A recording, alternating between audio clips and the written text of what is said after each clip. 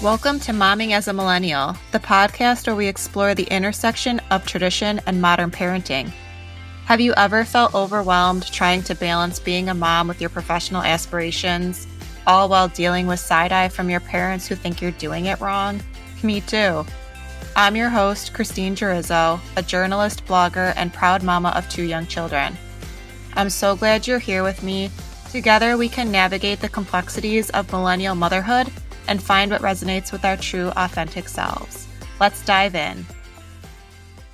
Welcome to another episode of Momming as a Millennial. I'm so excited to introduce my guest today, Danna Berlad. Danna is another millennial mom and an entrepreneur who started her own healthy snack brand, Feel Good Snax, to provide protein-packed, additive-free treats for her kids. Welcome, Danna. So glad you're here. Thank you so much for having me. I'm so excited. This is so cool. I actually met Danna at a local Beauty Boost event, and I bought some of her treats. And I will say, I think you mentioned that your chocolate chip balls were like your best seller. Yeah, the peanut butter ones. Yes, and that was my absolute favorite. So thank you. I enjoyed that and did I brought not you some more today. Thank you. Yeah. I did not share those with my family, I will just say. So let's start with you just sharing a little bit about yourself and your family. We're going to get into all your business stuff later, but more about you. So I've been with my husband for 15 years. And he works in engineering. He's very methodical, logical. I'm more whimsy, creative. I joke that he's my CFO. I'm like, I want to be creative. I want to make the things. I'm like, but don't ask me to do paperwork. Mm-hmm. So he kind of takes the reins on that kind of stuff. We have 2 little boys. They're 5 and 6. And I've had a lot of jobs in my life. I worked at a bakery. I worked at a smoothie shop.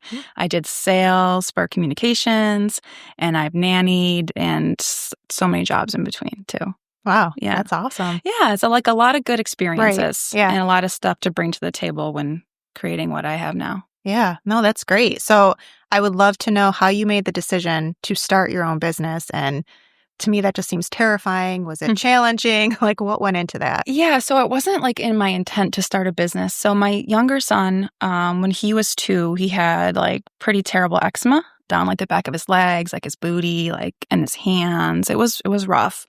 So we went to our regular doctor, and they're like, oh, here, give him this cream so you can see this allergist.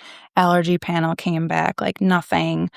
So we were kind of stumped, and I just felt it was just putting a Band-Aid on it, you know? So I was desperate. And at the time, I worked for a smoothie shop, and my boss was very holistic. And I was just kind of telling her, she's like, you should see my doctor. I can't even remember their name, but we went there, and they're like, you need to tweak his diet. So they're like, wheat and dairy. And at the time, I was like, what? What do you eat? Yeah. It's overwhelming. Yeah. So we tweaked his diet, and it got me reading the labels. And I was like, I don't even know what half this stuff is. So there's such a limited selection for basically gluten-free, dairy-free.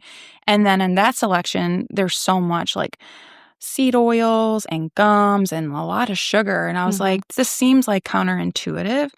So I was like, well, maybe I'll just make it. And it's funny you mentioned the peanut butter balls. That was actually my recipe for lactation bites when I was nursing. And it had brewer's yeast in it. And I tweaked it, and I took that out, and I added the protein powder, the plant protein, and I added chia and flax because it's superfoods. And I started giving him that, and we tweaked some stuff around the house too. I started making my own laundry detergent and just tweaking soaps, and he's not on any medication, and he hasn't had any eczema problems since. That's amazing. And now we have incorporated it back into the diet. Don't get me wrong. We eat cheese and we eat gluten, but it was just getting over that initial hump of what does that even mean? Right. It was a foreign concept. Yeah. So that's kind of how the whole thing started. And I was like, these goldfish crackers has so much junk in it, essentially. And then I was getting more into the wormhole of reading about the additives and the chemicals. They're saying the chemicals found in Roundup or in goldfish crackers. Right. So I was like, this is so scary. I want to give this to my kids. So I just started making them. And then I was like, well, I wonder if there's any other parents who would want this. So I posted a little video on my personal page, and I got feedback. So I was like, well, what if I did a weekly menu? And my friends, so far, it was just my friends. So yeah, we would support that. So I'm like, well, how do I do this and not get in trouble? I wouldn't even have thought of that. Yeah, because I was like, I just feel I wanted to do it right. Yeah. My friend at the time had her own cookies. Like she was doing cookies out of her house. And I was like, what did you do like to make this legit? And she's like, I got certified as a home processor.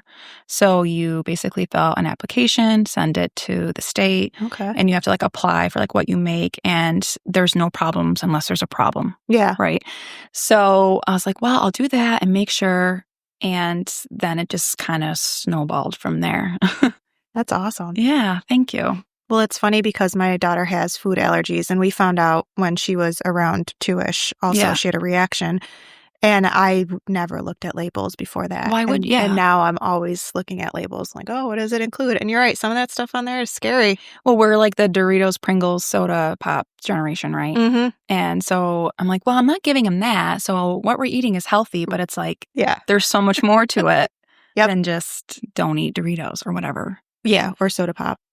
I was thinking about this episode and what we were going to cover. And so I started down this rabbit hole of the Crunchy mom. Mm-hmm. And that led to me finding out about the Silky and the Scrunchie mom. And if you're wondering, what are you talking about? I don't blame you because this was a whole education for me. I knew the term Crunchy mom. I'd seen that like thrown around. Yeah, that's pretty common. But when I wanted to learn a little bit more about exactly what that entailed, I found these two other variations. So the Silky and the Scrunchie. And apparently, you know, the Crunchy mom is what we envision, the natural-minded, holistic, organic mom. The Silky is the more conventional, mainstream, like okay with the screen time. And then the Scrunchie is a blend of both. And I read an article about this, which really made me happy because we are so judged very often by our parenting decisions, our parenting styles, by anyone and everyone, by the internet, by our own parents, by our grandparents. And I think if you've listened to previous episodes, you know by now that I'm extremely passionate about removing that judgment and that shame and just everybody finding their own way and doing it how they want to do and feel confident in their decisions and kind of put all that other, you know, pressure and judgment to the side and just be the mom that you want to be. And that's why I enjoy diving into this mom style rhetoric because these labels it's more of an opportunity to like shift the judgment. And now that we're owning what we're doing. So yeah, it's not so black and white. Right. We're making the decisions and we're happy with it. It's meant to be more lighthearted.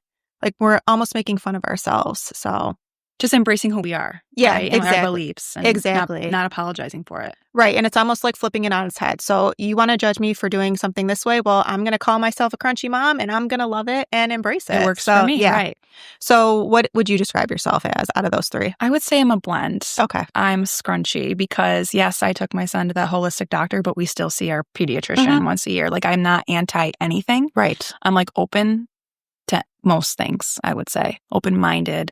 I'll hear anybody out.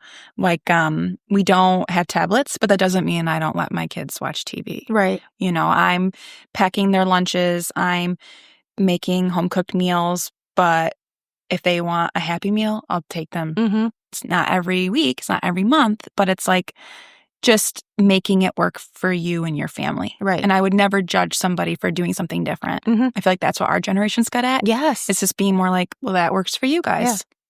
Yeah.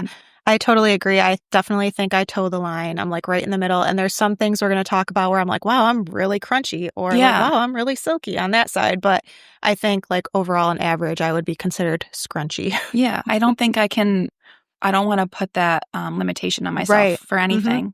Yeah. You know, I just think that's a lot. And I also know that I'm going to change my mind down the road. Right. And like one thing I don't think I want to do now, like I might change in 5 years and now we're doing that thing. 6 months ago. I'm like, well, we weren't doing that then, but well, now we're doing it. Yeah. And now it's okay. It works for us. Right. Exactly. Yeah. That's a great perspective. And I wanted to start with all of the food stuff. So obviously you're the perfect guest to talk about. We'll see. You know, thoughts and feelings about food, how we're feeding our kids, because crunchy moms are known to embrace that natural, organic lifestyle, often making granola or crunchy foods, which is where the name originally came from. Okay, so that makes sense. In case you were wondering, there's a little background for you. So we're going to talk about food philosophy. We're just going to get right into it. What were you seeing with the store-bought foods that made you start making your own snacks? So high fructose corn syrup is in so many things for our kids, and it's just not good for any of us, Right. but especially those little bodies. That's a lot. There's a lot of seed oils, which I was not aware of that until a person that I know who was supporting me, she was like, are there seed oils in your protein? And I'm like, what's that? Yeah, I don't even know what a seed oil is. I never had heard of it. So there's some controversy around that too. So it's like sunflower oil, canola oil, what's the other one? Vegetable oil. So it's basically inflammatory. Okay. You know, like for like your gut, Yeah. so like indigestion, bloating, all that kind of stuff. So I was like, oh, okay, that's like in so many things too. And a lot of like the dyes. So I just try to reduce it now. If we're like at a birthday party and we're served cake, like I'm not gonna be like, you can't have that. Right. I just don't personally buy anything with the dyes at my house. And even like my sprinkles and like my food coloring, it's made from like spirulina and like the blue algae and beetroot powder. So those are like my things I'm kind of looking for. And then plus like all the stuff I can't even like pronounce. Yes. I'm like, if I don't even know what this is, how can I give it to my child? You know? So that's where Feel Good Snax came about. I feel like eating shouldn't be so hard, and it's food you can feel good about.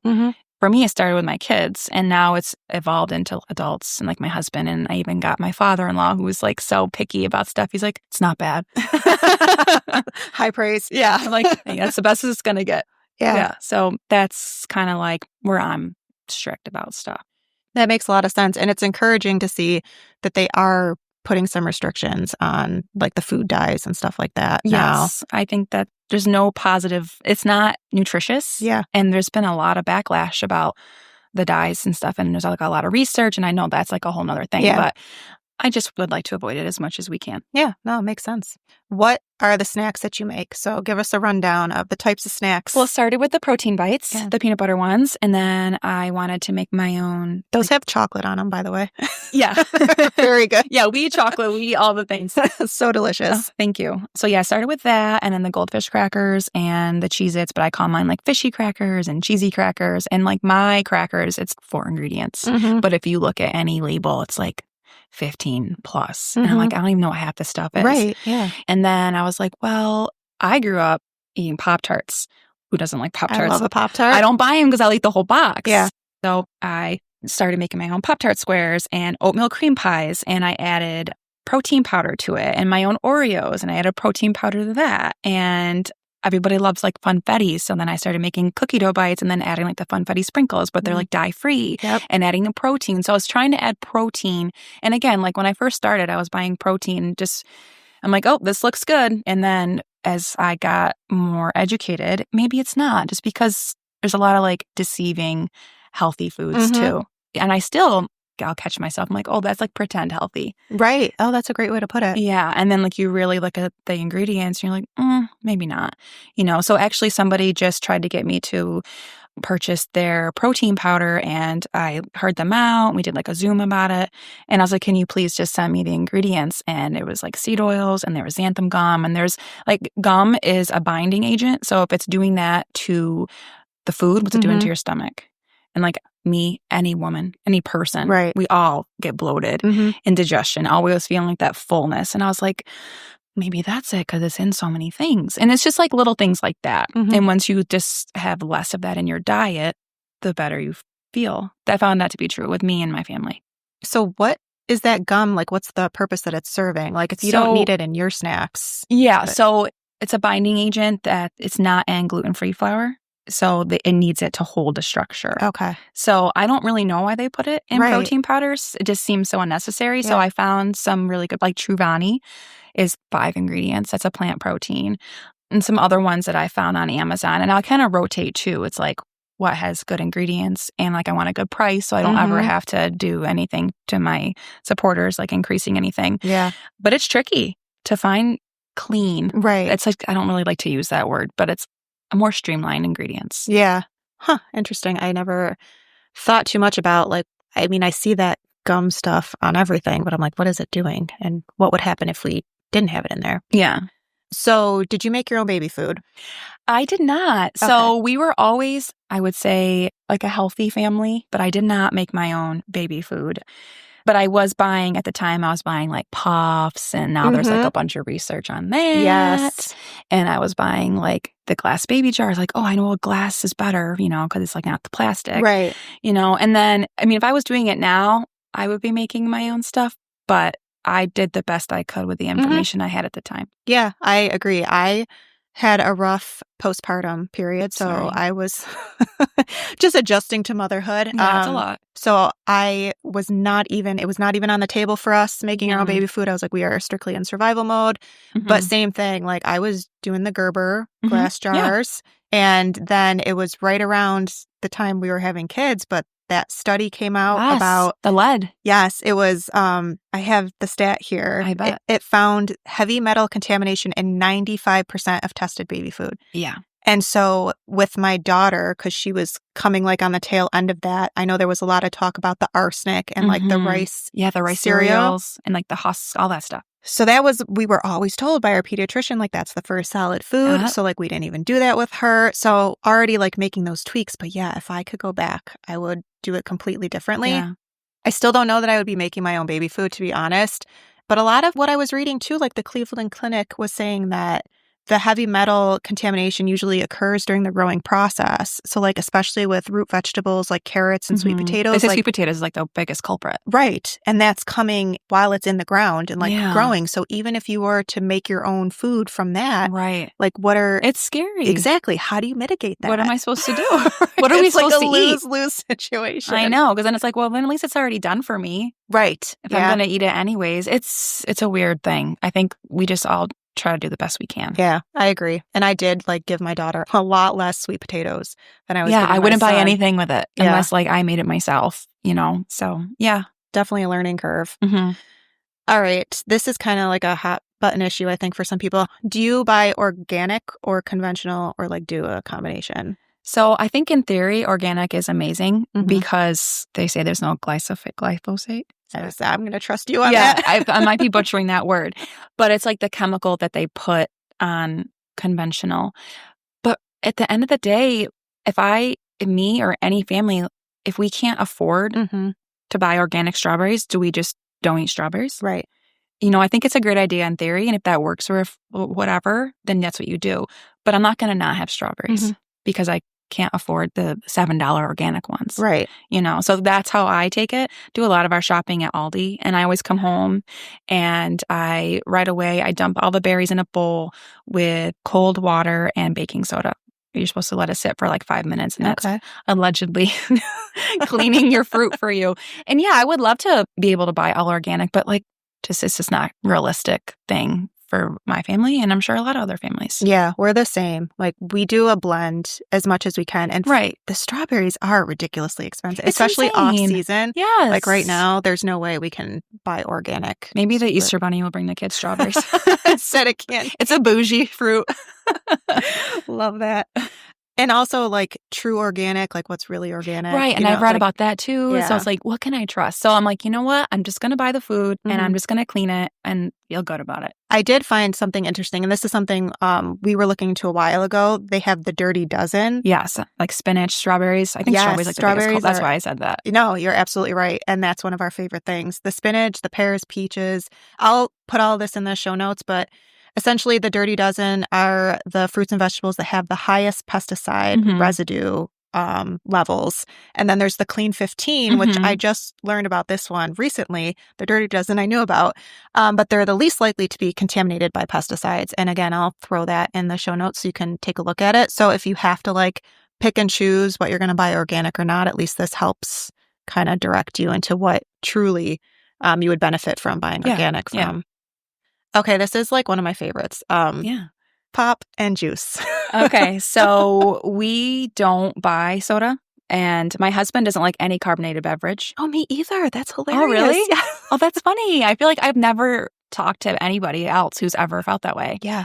So he's never liked it, where once in a while, I'll crave like a fountain soda. You know? I feel like that's like such a treat.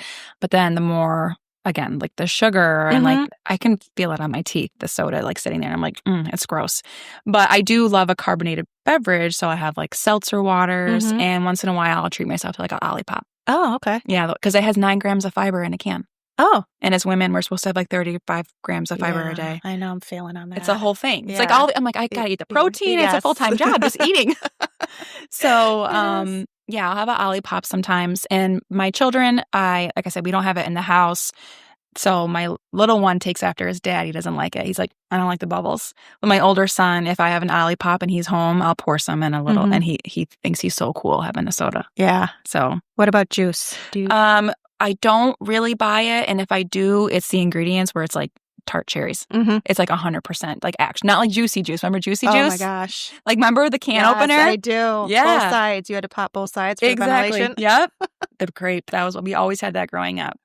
But just in general, I don't really like to drink my calories. Right. You know, I just feel like it's a waste. It's like empty calories. Yeah. So we get like the juice boxes from Aldi randomly, and the kids think it's a treat. Yes. We view it as a treat. Yeah.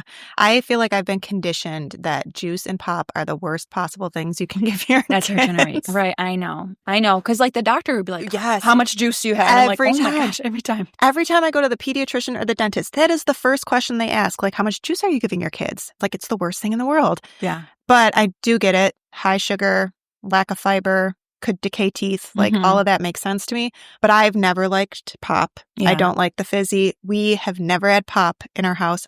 To my knowledge, I don't think the kids have ever tried pop. Oh, wow. Unless somebody else has given it to them. That's really impressive. When I don't know, I just don't like it. Yeah. We will have it at like family functions like other people's houses, but it's not an option. I try it's my like not best. Even on their radar. Yes. That's awesome. They wouldn't know to ask for it. Yeah. And honestly, like I was the same way with juice for the longest time, but then they went to school. Right. And it's like you can't control on holidays or whatever when they're having their parties. They get the Capri Sun or the juice boxes, or they see what their friends have in lunch and now they're asking me. But it's the same thing. It's like once in a while you can have a juice box, but it is a treat for them. Yeah. And I try really hard to do water and then milk with dinner. That's what we do too. And that's it. We drink a lot of water, and I always joke, I'm like, I want an interesting drink because sometimes I just get so sick of water. So I'll have like an Olipop or something. And then I'm like, well, at least it's giving me the fiber and it feels fun. Yeah. And I pour it in a glass, so then I feel really cool, you're fancy. Yeah. I'll do that and then coffee. That's the only other yeah indulgence I'll have. I think I'm, like you say, I'm just conditioned that pop, juice, horrible, never, don't do it, bad. Yeah. No, I get that. But what do you do when, and this goes for all things, like how do you handle if someone's trying to give your kid something that you don't really approve of? Or that has happened. Actually happened with soda at a birthday party. My son asked me for soda, and I was like, no, we're not going to have that. And then I walked away to take my other son to the bathroom, and I came back and he had a glass. And I said, where did you get that? And he said, so-and-so gave it to me.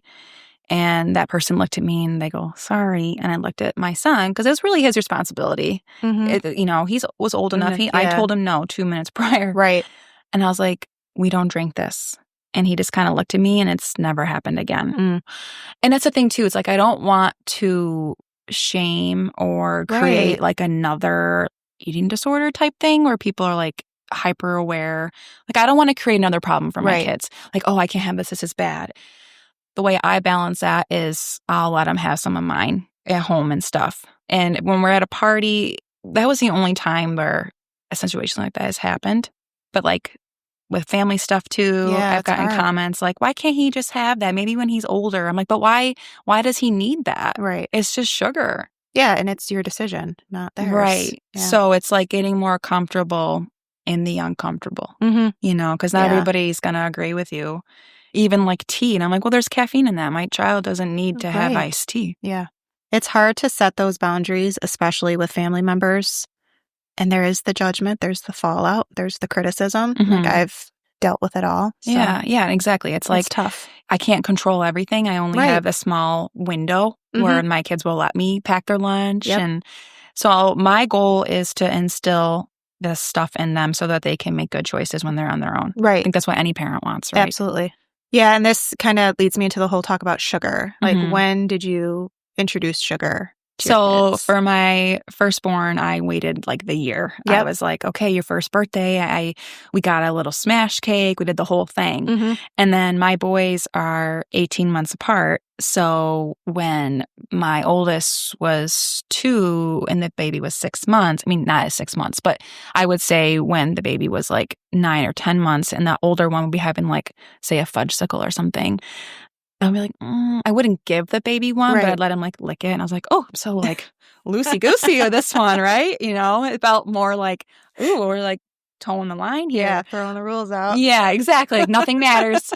But it was also COVID, so we were all like trying to find joy in the world. Seriously. I'm like, if the kid wants half a popsicle, let him have Yeah. it is what it is. But I was definitely more lax with the second one because I felt bad as a mom. He's sitting here watching his big brother have a cupcake and True. you know, so he'd be like 10, 11 months and I was like, ooh, and I was like, it's okay, Yeah, I was the same way. I was a little bit more lax on the second, but it was funny because she did not like that stuff. Oh, wow. Like I would offer it to her and she was like, no. You're like, don't you want this? She had no desire for sweets until probably, I want to say she was like 2.5, almost 3. And that's when she started to be like, oh, cookies. Oh, this is good. Mm-hmm. But I did the same thing. I waited the whole year. We gave my son his little smash cake. He had no interest in it. Yeah, they kind of just play in it. Yeah. They barely eat it. And I was like, can I eat that? Right. But eventually, I mean, he did start liking sweets before she started liking sweets. And now we try to limit it as much as we can. I was doing a little research. I like to sprinkle in some facts. Oh, I love that. The USDA's 2020 to 2025 dietary guidelines for Americans for the first time included advice on how to properly feed children under 2 years of age. Oh, so I okay. guess like before this, it didn't include that information or was just for older folks. But specifically to sugar, it said that among the guidelines offered to parents and healthcare professionals was a complete avoidance of all sugar until children are 2 years old. I just saw that. Wow. And I always just read wait until they're 1. Me too. Yeah. But there's just so much research now about sugar in general and how it affects us and like the brain. They're saying it's like linked to Alzheimer's. There's like so much research about all this stuff now. It's scary. Yeah. It was saying children under 2 have high nutrient requirements because they're so fast growing and, their tiny bodies and their little bellies, and they don't have room in their diet for sugar. Yeah, like they simply it's going to replace something else that they actually need to, build their brains and their brain function and all of that. So that's interesting. Again, if you could go back and do it differently, right? Yeah. But I, as an adult, eat way too much sugar. So, well, I've always had a sweet tooth. So that's for like my like Pop-Tart squares, I use like coconut sugar, and my sweeteners are honey and local maple syrup. Oh. My grandma gets it for me from a local place in Bolivar. So I try to use like the healthier, So the only white sugar I use is the organic powder sugar. And that's like when I have to do like an icing or something like that. But that's great. I've tried to reduce white sugar in our house in general. It's a process. Yeah. And it's a tough time too with Easter coming up. I know we will not do candy in the kids' baskets, but they get it from the grandparents. And every year I ask, like, no candy, please. And we still end up with candy. But I totally feel you on that. We just had Easter celebration with my family, and my family made a point to say, like, we didn't buy him a lot of candy. And my mom said that, she's like, I didn't get anything with dyes. And I was like, thank you. So, like, that meant a lot to me. Because, like, all this stuff I've been saying, you just hope it doesn't fall upon deaf ears. Yeah. So I'm like, thank you. And there was a significant lesser amount of candy than normal. That's great. I'm like, they don't need it. No. I just end up throwing it out. Me too. I have a bunch of Halloween candy in there that's going to get thrown in the garbage actually this week to make room for the next round of candy that will be thrown in the garbage in a couple exactly. months. Terrible. The Easter Bunny brings them dried fruit. Oh, nice. Yeah, I just got some at Tops today. It was on sale. I love the dried mango and the apricots, but you have to read those labels too because a lot of it's sneaky. They have sugar in it too. You have to make sure the ingredients are just dried apricots. It's crazy. It's exhausting. It's a full-time job. Yeah. It really is. Well, now I'm just going to message you every time I have a question. I'll just send you the picture. Make sure you get this one. That would be great. Yeah.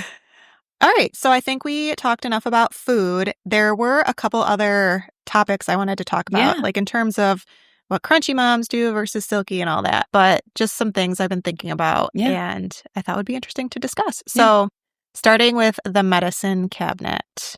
What is your go-to approach? Like, do you do more holistic, or will you lean on the Tylenol if you need it? So I always try to do a natural remedy first. So I have found that cough syrups do not work. So we have honeysuckers. My grandma gets them for me. Oh, nice. So I have Love your grandma. And she's amazing. She is my number one fan. And she's like, I'm your silent investor. Oh, she's so cute. That's adorable. She's really sweet. So I give the kids that if like they're coughing, and I'll try like a spoonful of honey. I've given cough medicine in the past and it doesn't make any difference. And there's a lot of sugar and dyes in that too. So I'm like, just forget it. Just completely eliminate it.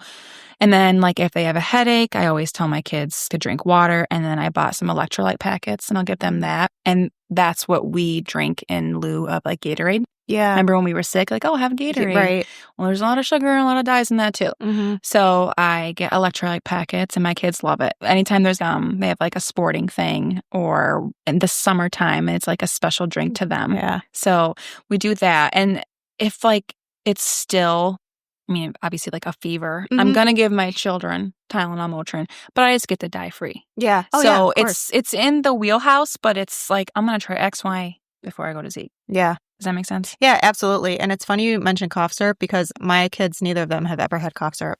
Yeah. Like I would rather bring them in the shower, like get the steam going, or we have the humidifier. Yep. Or I've actually put pillows underneath their mattresses to prop them up. And I will drive myself crazy before. And I don't know where this thought came from, but I just feel like cough syrup is not good for kids. It's not. I don't know like who told me that or like where that came in my brain, but I was like, I'm going to do everything I can to not give these kids. Yeah, and I had tried it actually twice on my older son. That's good to hear though. Based off of somebody 10 to 15 years older than me telling me to get this particular medicine, and my son threw up. Oh, yeah. So I'm like, well, yeah, that goes toss it. The electrolytes, I like that though. I'm going to use that. Yeah, they love it. Do you use essential oils? I do not, actually. I don't know anything about it. Same. I don't have anything against it. I just never get into that. Yeah. I don't understand how it works. I know. I had a coworker before. She used essential oils for everything for herself. She would like bring them in if she had a headache and like she'd be like, oh, just dab it here or, on your wrist or behind your ears. And like you say, I have nothing against it. I just know nothing. I'm just ignorant to it. Yeah. Yeah. I think it's so cool. Right. I'm like, gosh, that would be so amazing. Like, I have a headache and then you put it on and it's gone. Yeah. I just don't know anything about it. Well, I guess I'll have to research. Maybe that'll be a future episode. Yeah. Get your essential oil gal on here. I was going to say, where's the essential oil expert? Yeah. Reach out to me, please. Contemplative Mama 1. All right. Same thing with like Tylenol. We use the dye-free, but yeah, if they have a high fever, I do not hesitate. Yeah, I don't play with that. It's scary. My son used to have 104, 105 temps, and he would get like the seizure chills. I don't like that. No, it was awful. So no. All that stuff goes out the window. Right. And you can have it in your head, I'm not doing this, but once you have kids, like it's a game changer. Yeah. Plus, too, my daughter, she was recently sick with pneumonia, and she had it was bad this year. A fever, but it wasn't like crazy high, but she was so miserable. Yeah, and not herself. It's like, give her the Tylenol and let her feel comfortable. Like, why would I not? And it's like, it's not about me. Right. It's about giving my child comfort. Yeah. It made a huge difference. Yeah. So I did want to talk about breastfeeding or formula, because I think that this is an interesting one, too. Oh, yeah. What was your experience like feeding your babies? Personally, I had a low supply. So my oldest son, he wouldn't latch. So I had a hard time nursing, and he was in the NICU. So we actually had nurses come to the house to check on him a couple times to make sure he was like gaining weight, and he was very jaundiced. It was a whole thing. Wow. So he's okay. He's like, no, everything's fine now. But it was like wild. I'm like, oh, this is what it's like having a baby. Like, that was your first? That was my first. Wow, I'm like, you don't get to hold him. Like, it was just a little scary. So I had a low supply. The nurses were actually like, give him this bottle, and it was formula. So, and in my head, I was like, I'm going to nurse, I'm going to do it. It's going to be great. And then the baby came and he wouldn't latch, and he was tiny and he wasn't gaining weight. And I felt like I was like against a wall, essentially. And that's when I was kind of like, okay, I got to put my ego aside and I got to feed this baby. Yeah. So I would give him my bottle, and then I would pump, and then I would give him like the tiny amount I would get. And then luckily my friend at the time, she was nursing too, and she would give me her extra milk because she like overproduced. Yeah. And wild. It was incredible. So he mostly for like the first 6 months, I would say it was like 75% breast milk and then 25% formula. The formula was more like to give him that chubby baby look. You know what I mean? Like the fat. Yeah. I wish it were different, and I had hoped it would be better with my second, and the second latched, but it wasn't like I was able to exclusive. It was the same type of thing. And again, the same friend had a baby too, 2 months after. We didn't plan it. It was so wild. That's awesome. And she was able to give me the extra from her. And then my other friend, she had a baby, and she had like a freezer stash full, and she would give me some too. That's amazing. It really was. Talk about like a community of moms. I felt helping each other. Yeah, it was so nice. And I definitely felt like a shame, you know, and I was like, oh, I can't believe I can't do this. And my husband was very supportive, and he's like, just do it as long as you can. And the second one, I didn't pump as much because how am I going to pump when I have an infant and, 18-month-old running around? It wasn't like feasible. Yeah. So I would nurse and then supplement with formula and supplement with my friend's breast milk. And my kids are fine. Yeah. I don't feel a type of way about any of it. I think everybody just does what they can. Yeah. And I'm sorry, I should have asked you before I asked that question if you minded sharing that. No, I don't mind sharing. I'm an open book. Okay. I will tell anybody. I think that more women need to hear that because I feel like it's not talked about. There's so much of like, that's another podcast. Yeah, like the birthing experience is just not discussed, and everything feels so shameful. And like, if you don't get it, like, what's wrong with you? And it's like, well, it's not that simple. Yeah. And honestly, it's comforting for me to hear that that was your experience because I had the hardest time ever. I did not produce. My son did not latch. Yeah. Okay. So No, and I drove myself crazy for probably 8 weeks. I was trying so to figure it out. Yeah. Seeing the lactation specialist, like all these tricks. I gained so much weight because I was trying to like eat. They're like, you got to eat the good stuff so you have the good milk for the baby. And I gained all the supplements to try to get the milk going. Yeah. Yes. No, it was awful. Sorry. Yeah, it was pretty brutal. And again, it was like we put all this pressure on ourselves, and for what? Right. And finally, like, I think that was part of the reason why my postpartum, period was so awful, like the transition to motherhood. It was like, oh my gosh, this is it. Like, this is not great. And my son was small when he was born. He didn't end up in the NICU, but I mean, looking back, he would cry something shrill. And I'm like, that kid was starving. Like, I was trying to breastfeed, and like now it could make me cry. Yeah. So we started supplementing. We took him to the pediatrician, and they're like, you got to do something. So we were giving him formula, and I'm still like driving myself crazy. And finally, my husband was like, why are you doing this? Yeah. And I'm like, let it go. Oh, I can stop? Like what? It's like nobody, I just needed somebody to be give like, you permission yeah, in a like way? stop driving yourself crazy. Yeah. So I wrote a blog about this because I feel like there is a lot of shame and pressure put on moms. For my second, so this was COVID, I was in the hospital by myself because my husband was home with my son. Yeah. So I was with the new baby. The lactation specialist nurse came in. I didn't ask for her. But she came in, she's like going through the whole boot camp, like, okay, try this, do that position. I'm dripping sweat. She's not latching. And finally, here we go. Yeah, I was like, you know what? I learned my lesson the first time. So finally I was like, I'm going to go ahead and take a break. Like, we could always try this again later. I said, you know what? And if worst comes to worst, I'll just do formula with her. And she was like, what? Formula? I've heard nurses be like that. And I was like, yeah, like I did it with my first, like it didn't work out. And she was like, why am I wasting my time with you? Excuse me? She literally like went over, did the whole hand sanitizer thing and like stormed out of the room. And I'm like, that is so rude. Just happened. I was like, okay, well, that settles that. Like, was she like 10 to 20 years older than you? I feel like she was probably in her 40s. That's intense. Yeah, I didn't think she was old and crotchety enough to have that opinion. Yeah. That says more about her. Yeah. You know what I mean? Like that moment, I was like, oh, well, that sealed the deal. I'm not going to drive myself crazy. I'm done. Like, if she comes back in here, I'm going to be like, see ya. Yeah, like, please don't waste your time. Like you said. So you're right, though. I don't think people talk about it enough. I don't think that it's acknowledged enough. I think there's so much shame when you can't do it. Yeah. Like, I just could not do it. I told my husband, I said, I don't have the anatomy. Like, I don't have the right. And you just feel like, what's wrong with me? And my husband, he would like massage my breasts and like try to do all the things. And it's like, okay, pumping, look at pictures of your baby.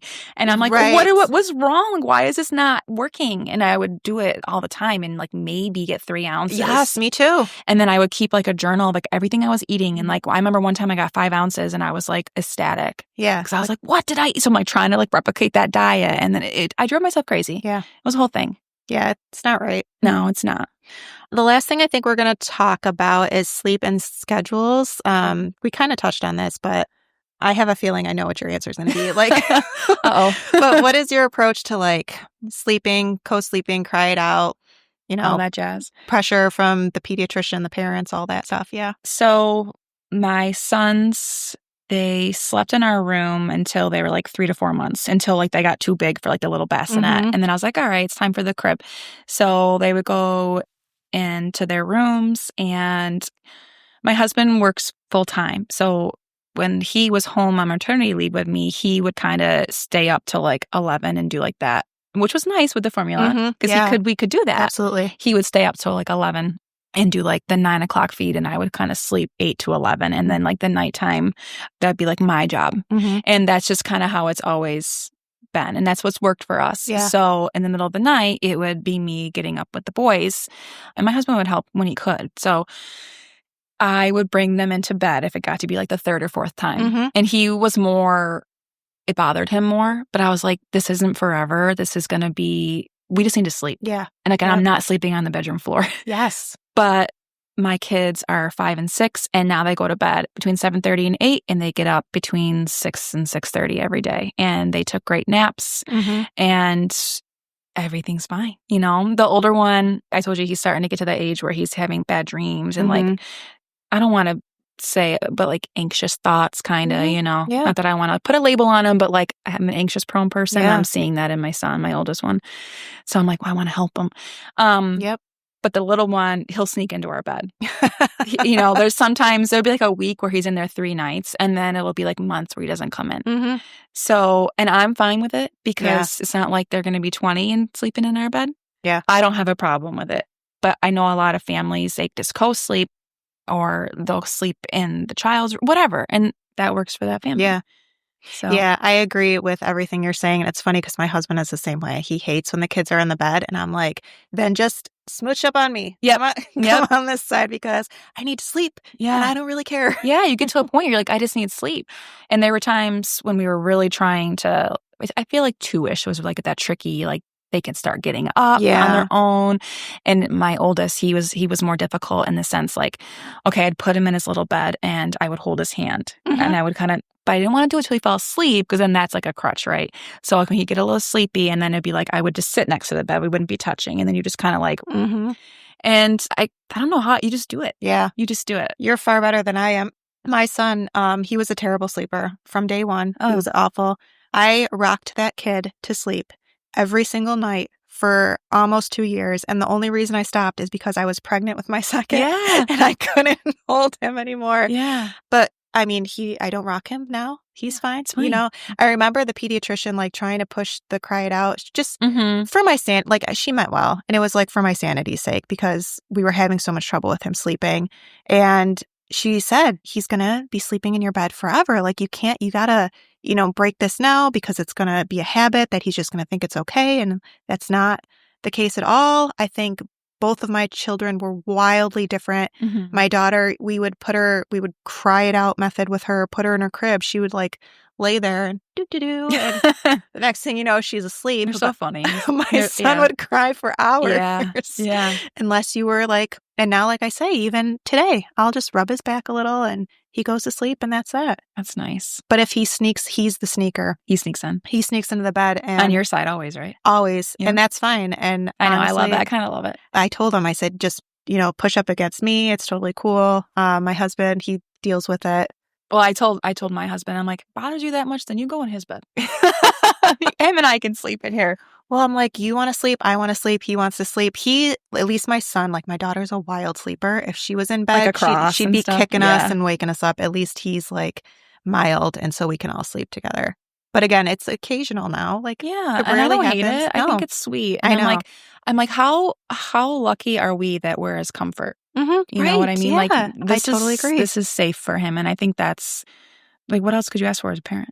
Yeah, I just think it's not all the doom and gloom that was, put presented on you. to me. Yeah. And it's what works for us. And that's, I'm such a proponent of that. Like even with my kids being the same from the same people, raised in the same household, different. They're so different. Their needs are different.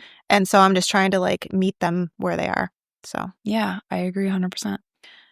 So to close things up today, I thought it would be fun if you could provide advice, one thing for a mom who's feeling overwhelmed by all of the noise or the opinions, like what advice would you give? I think you just take it day by day. And I think we're in the age of information, but it's also can be too much information. So for like me personally, like I will follow like the holistic pages, but I also will follow the science because my husband's very like facts, logic, and where I'm more like intuition. And I think you need to have a bit of both to form a proper opinion. And at the end of the day, you just have to do what feels good to you and your family. And you're not a bad mom if you take your kids to McDonald's. You're not a bad mom if you have a Pepsi. It doesn't change who you are as a person. Yeah. And especially when you're really in the thick of it, when you have like babies and toddlers, like you're in survival mode and you just have to find small moments of joy and peace, whatever that looks like to you. Oh, that's amazing. Yeah, I totally agree. I love this conversation so much because I think it really shows there's not a one-size-fits-all approach to motherhood. And like you say, we're our own worst critics too, so we can't judge ourselves for having the occasional treat, doing something we said we were never going to do before we had kids. I've done that a lot where I'm like, I'm never going to do screens. I'm never going to do XYZ. And it's like, they're never going to be in our bed. Right. Well, exactly. Yeah. And everybody's alive and fine and well. So, well, my joke is, you pick 2 out of 3. The house looks good, I look good, or the kids are taken care of. It's never all 3. So true. And the kids are usually the priority. It's the kids. And then the other 2 it's a wash, like whatever. I'm like, I just can't do it all. And don't put these crazy expectations on yourself. Like, I think we all see this like glimmers on Instagram and stuff. And it's like, I just feel like every house is so staged. Like I have Legos and stuff everywhere. Oh, yeah. I mean, good for them, but like, that's not like, I want to feel comfortable. I want my kids to feel comfortable. Yeah. So absolutely. Just remember to keep it real. Yeah. Love it. So if someone wanted to buy some Feel Good Snax, where would they find you? So I'm doing everything through Instagram because it works for me and it's free. Yeah. So every week I post a menu with what's available. This week I'm calling it a bunny box. Oh, nice. It's carrot cake bars, lemon donuts, almond joy bites, coconut maple bites, and basically mini like Reese's eggs. Wow. But I put like protein powder in them. But you can also like cherry pick items. So say like, they're like, oh, I don't need a whole box, but can I get it? I had somebody order like 6 donuts. Yes, you can. Oh, that's awesome. Yeah. So every week I just post a menu and I'm trying to always come up with stuff. I just tested out a recipe for homemade animal crackers. Oh, that's amazing. Do you remember Dunkaroos? Yes. Okay. So my goal is to have an option with a homemade chocolate frosting too. Oh, wow. Right? Okay. Yeah. Everything you just said sounds amazing. Oh, thank you so much. Yeah. Just DM me. I will. Yeah. You too. Yeah. Well, that's it. So thank you, Danna, for being here. Thank you. Appreciate it. This was so fun. And it was nice to yap. Yeah, sit and yap exactly. and to like people who are open to receiving what you're putting out there. No, I appreciate it. I appreciate your time. Yeah. Thank you all for listening. That does it for today, and we'll catch you next time. Thanks for tuning in to Momming as a Millennial. If you enjoyed the episode, please share it with a friend or on social. You can find more from me at contemplativemama.com. Until next time.